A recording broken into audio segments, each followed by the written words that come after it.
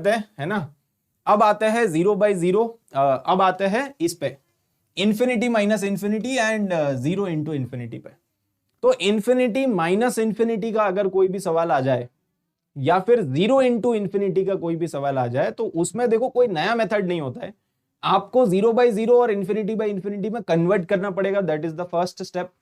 और एक बार कन्वर्ट हो गया तो फिर से आपको वही वाले मेथड्स यूज करना है, ठीक है। मतलब फैक्टराइज करो या रैशनलाइज करो या लॉपिटल यूज कर लो, इन तीन में से कोई एक आप कर सकते हो, ठीक है। तो अगर कोई भी सवाल आ गया इंफिनिटी माइनस इंफिनिटी का या 0 इंटू इंफिनिटी का कोई भी सवाल आ जाए तो इनको क्या करो, इनको 0/0 या फिर इंफिनिटी में कन्वर्ट करो और फिर इन्हीं के जो मेथड्स है वो लगा लो।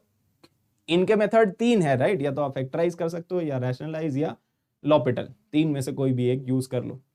अब आपके दिमाग में ये सवाल आएगा कि सर कन्वर्ट कैसे करेंगे, है ना, कि आपने तो बोल दिया कि इसको इसमें कन्वर्ट कर लो, कन्वर्ट करेंगे कैसे।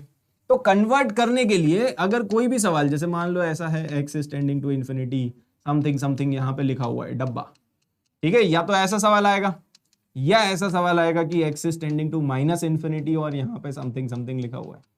तो कन्वर्ट करने के लिए आपको क्या करना होता है, अगर x टेंडिंग टू इंफिनिटी है तो आप x का वैल्यू पुट कर देना 1/t, तो ऑटोमेटिकली x इंफिनिटी है तो t टेंडिंग टू 0 आ जाएगा। तो ये जो सवाल है ये इसमें कन्वर्ट हो जाएगा कि भाई लिमिट t टेंडिंग टू 0, है ना, पूरा t में कन्वर्ट हो जाएगा बेसिकली।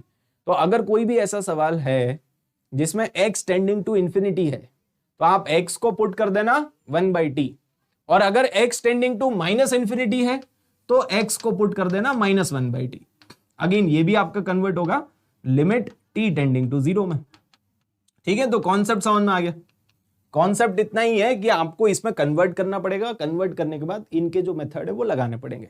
अब कन्वर्ट करेंगे कैसे, तो कन्वर्ट करने के लिए x को पुट कर दो 1/t, ऑटोमेटिकली आपका कन्वर्ट हो जाएगा, ठीक है। उसके बाद आपको खाली कैलकुलेशन करनी है।